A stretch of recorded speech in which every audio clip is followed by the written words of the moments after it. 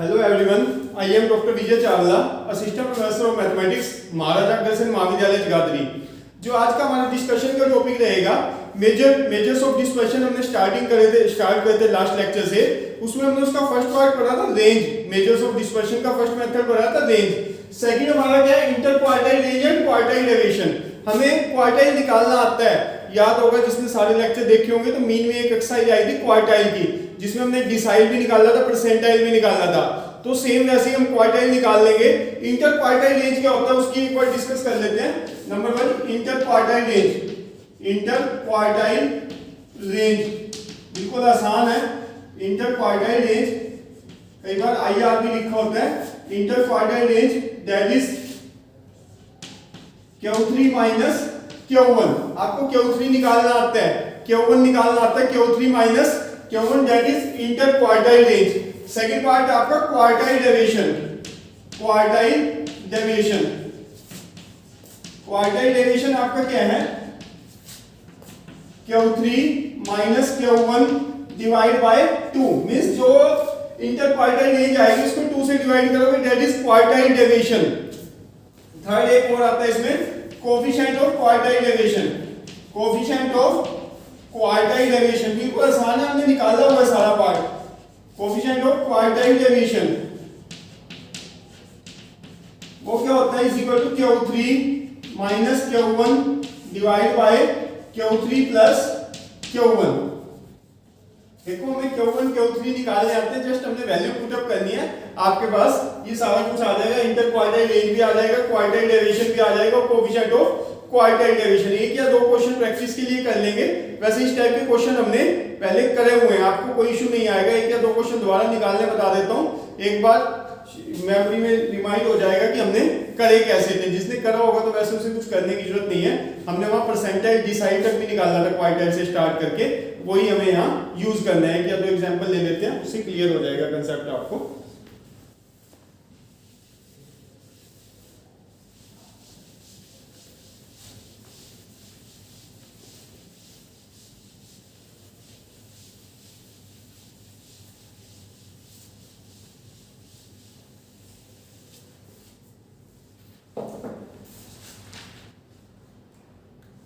Question कर लेते हैं। Calculate, question number 1, calculate inter quartile range, inter quartile range, quartile deviation, quartile deviation, quartile deviation and coefficient of quartile deviation, and coefficient of quartile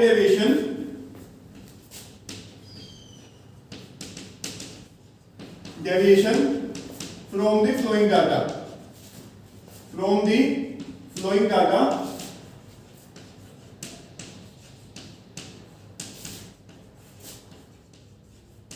क्या निकालना है इसमें से, quartile, inter quartile and coefficient of quartile. Wages, number of workers,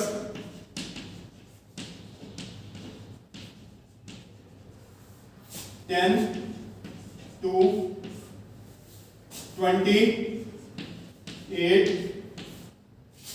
30, 20, 40, 35, 50, 42, 60, 20। अब हमें देखिए इसमें से क्या निकालना है। Q1 Q3 बेसिकली हमें वो दोनों चाहिए। जब वो हमारे हो जाएंगे तो हमारा क्या निकल जाएगा, बाकी तो हमें सारे फॉर्मूले में सब्स्टिट्यूट करनी है। सॉल्यूशन करेंगे। वेजेस लिख लें इसको, wages, number of workers that is frequency, number of workers that is frequency,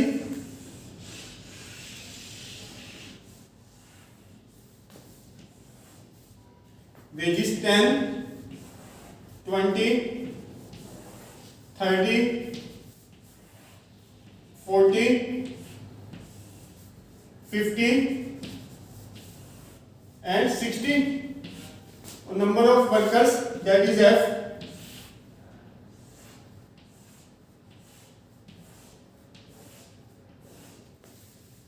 क्या आ जाएगा 2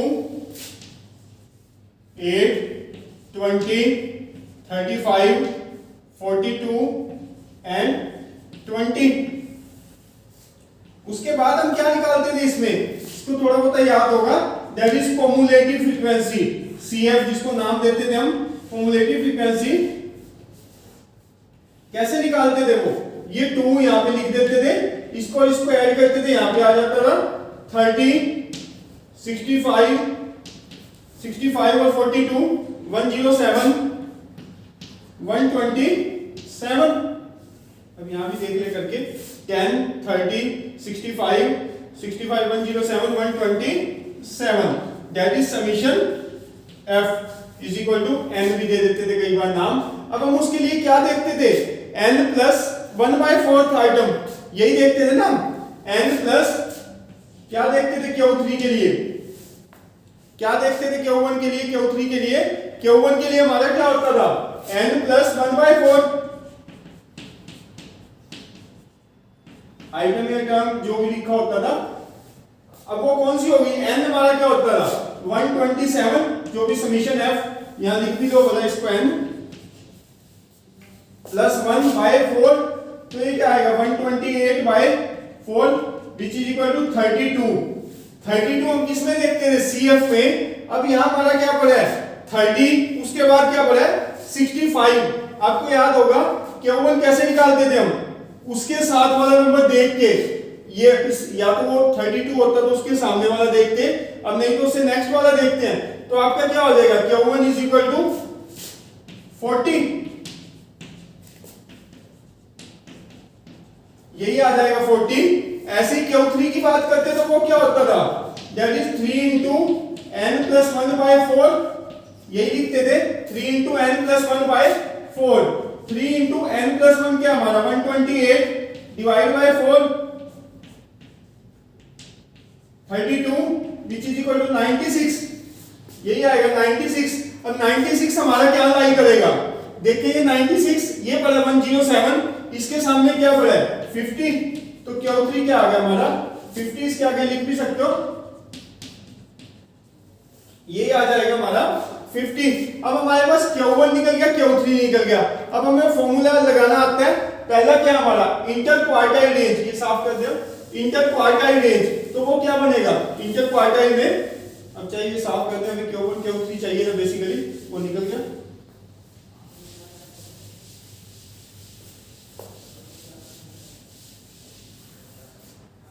पहला हमें क्या चाहिए था inter quartile range, inter quartile range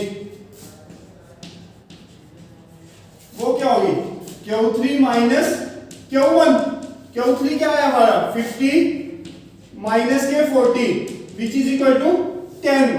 second क्या है quartile deviation, quartile deviation, quartile deviation क्या होता है Q3 minus Q1 divide by 2।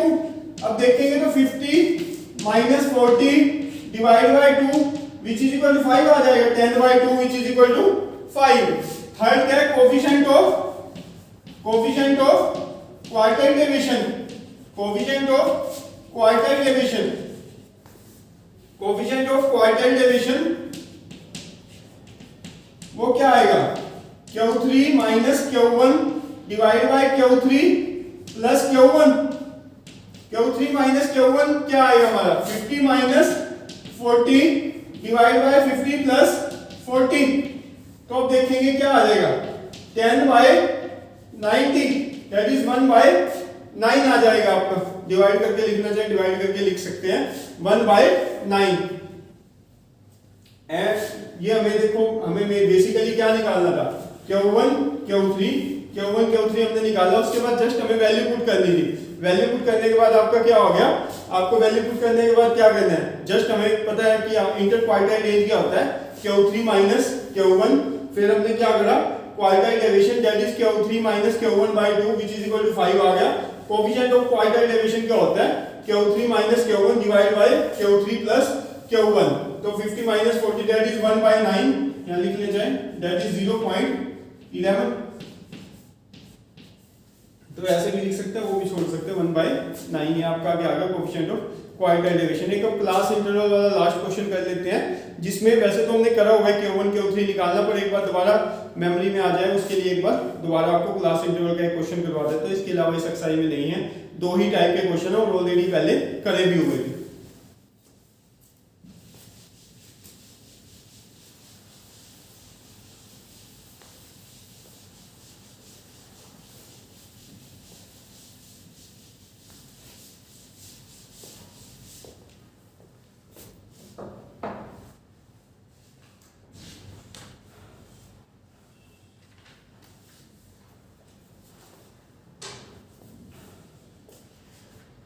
As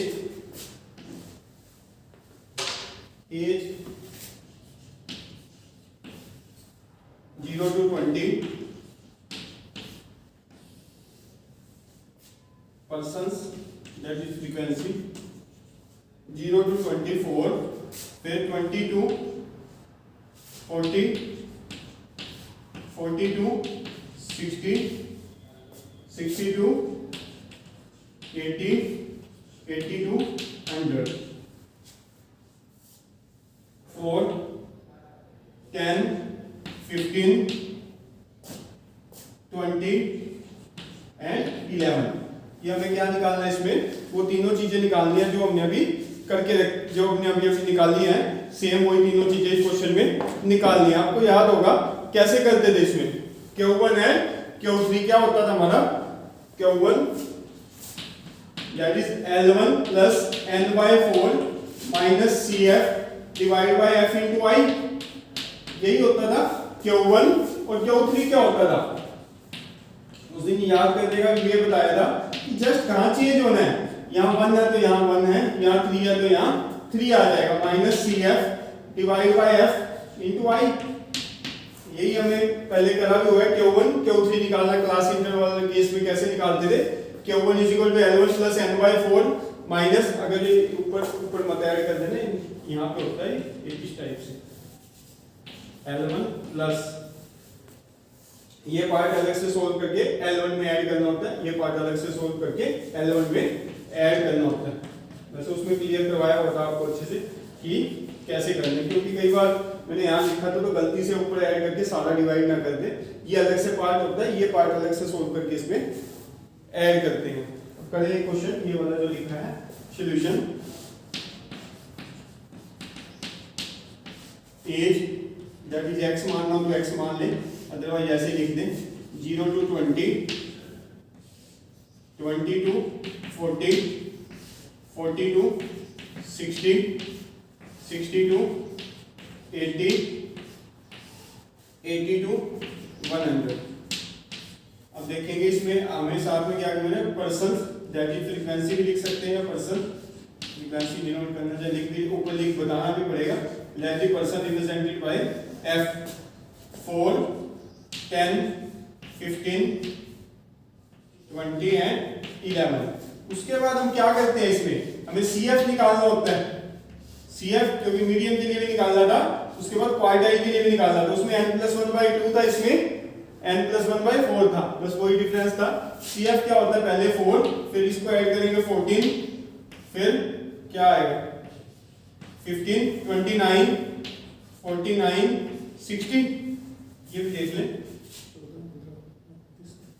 60, that is summation F, या इसको क्या नाम देते हैं N, यही होता है N। अब हमें पहले क्या देखना है, N/4, N/4 की बात करेंगे तो वो क्या आ जाएगा, which is equal to 60/4, which is equal to क्या आया 15। अब 15 की बात करें तो 15 आपका कहाँ लाई करेगा, 14 यहाँ एग्जैक्ट 15 होता तो ये हो जाता, अब 15 आपका कहाँ लाई करेगा, ये वाली लाइन में। तो अब ये बात करेंगे L1 क्या हो जाएगा, L1 हमारा 14, F क्या होता है, ये पड़ा 15, F क्या होगा 15। नेक्स्ट बात किसकी करेंगे, और हमें क्या चाहिए CF हमारा क्या होता है दैट इज 14, इससे ऊपर वाला जो यूज करते हैं, और हमें क्या चाहिए आई हमारी क्या होती है length of class interval which is equal to 20। यही हमें चारों चीजें चाहिए वो हमने लिख ली है। अब देखेंगे इसमें रखें Q1 किसके इक्वल हो जाएगा, Q1 ये रखें सारा कुछ उसमें पुट करें, L1 क्या था 40 plus n/4 which is equal to 15 minus 14 divide by CF 14 था ना, 15 minus 14 divide by F which is equal to 15 into क्या हो जाएगा I which is equal to 20। तो ये देखेंगे 40 प्लस 1/15 इंटू 20, तो ये क्या बनेगा 4/3 40 प्लस 4/3, तो ये क्या आ जाएगा 40 प्लस 1.33 1.33 दैट इज 41.33। ये हमारा क्या आ गया Q1। उसके बाद हमें क्या निकालना है Q3। उसके बाद क्या निकालना है Q3, वो अलग से ही कर दिया इसको साफ करके। हमें क्या चाहिए Q3।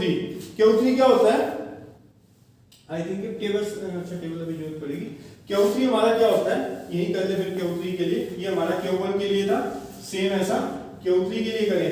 Q3 के लिए अब सारा चेंज होगा ना, Q3 के लिए क्या करेंगे ऊपर वाला साफ कर दें क्योंकि हमें पता है कि चारों चीजें निकालनी है, अभी निकाल लेंगे। Q3 को निकाल देता हूं ताकि आपको इसके बीच में कोई डाउट ना रहे कि मिक्सअप ना हो।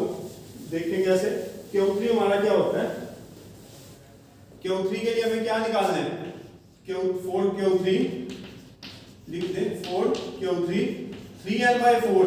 अब 3 into n/4, 3 into n हमारा क्या है 60 डिवाइड बाय 4, यही है ना 3n/4, 3 into 60 divide by 4 which is equal to 15 which is equal to 45। अब आप देखेंगे 45 आपका कहां लाई करेगा, यहां लाई करेगा 49 में। इस केस में आप L1 की बात करेंगे तो क्या हो जाएगा, यहां लाई करेगा ना 45, किसमें आपका 49 में। L1 क्या हो जाएगा 16। उसके बाद हमें क्या चाहिए L1 के बाद 3n/4 हमारा निकल चुका है 45, फिर हमें चाहिए CF हमारा कौन सा होगा which is equal to 29, CF हमारा हो गया 29। उसके बाद और हमें क्या चाहिए CF हो गया F हमारा क्या हो गया 20, I हमारा 20। आई थिंक ये बस यही चाहिए हमें। अब वैल्यू रख दे तो Q3 क्या बन जाएगा, Q3 देखेंगे तो L1 हमारा क्या आया L1 16 plus 3n/4 which is equal to 45 minus CF देखेंगे तो 29 डिवाइड बाय क्या आएगा F हमारे पास क्या है 20 इंटू I क्या है 20। तो अब देखेंगे क्या है 20 कैंसिल करें, ये क्या आ जाएगा 16, यही आएगा ना, तो क्या आ गया 76। अब हमारा Q3 भी आ गया और Q1 भी आ गया। Q1 हमारा आ गया। अब हमने करना क्या है इसको, जस्ट Q3 आ चुका है और Q1 क्या आया था हमारा ये 41.33। अब हमें क्या करना आता है, फॉर्मूला हमें वही लगाना है, क्या होता है Q3 माइनस Q1, सेकेंड ही क्या है पहला Q3 माइनस Q1, उससे नेक्स्ट वाला क्या है हमारा Q3 माइनस Q1/2, थर्ड वाला क्या था Q3 minus Q1 divide by Q3 plus Q1।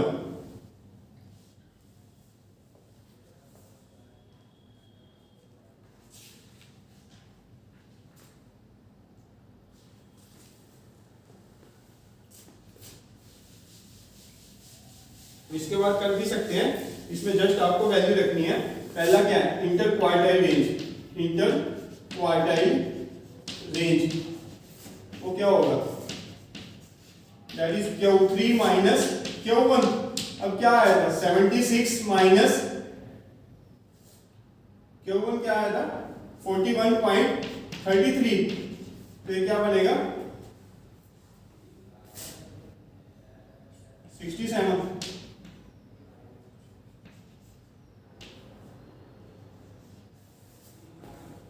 यही आएगा 34.67। नेक्स्ट बात करेंगे क्या होता है दूसरे वाला क्वार्टाइल डेविएशन,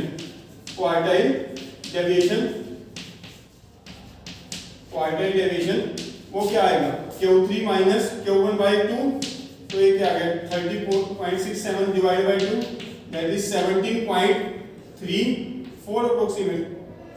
34 आगे चलेगा, 33 करके 0.5 आता है, 34 लगा दिया।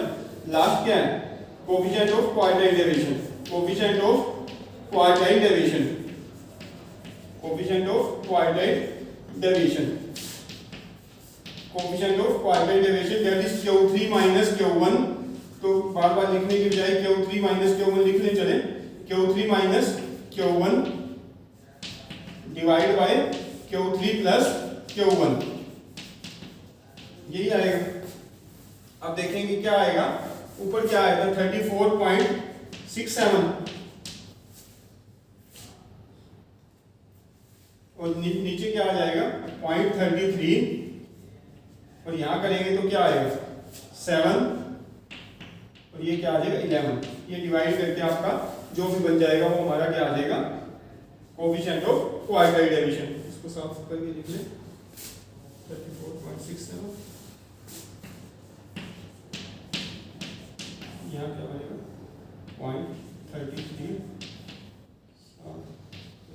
117.33। इसको डिवाइड कर लिया, कैलकुलेटर आपको अलाउड होता है एग्जाम में, कर सकते हैं जो भी आपका आ जाएगा coefficient of quartile deviation.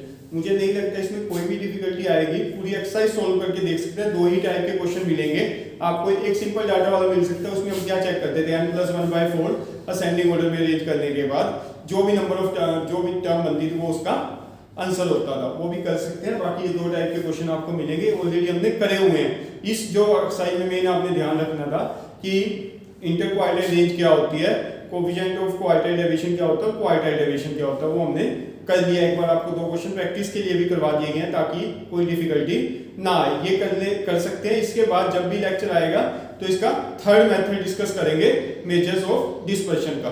Thank you student, thanks a lot.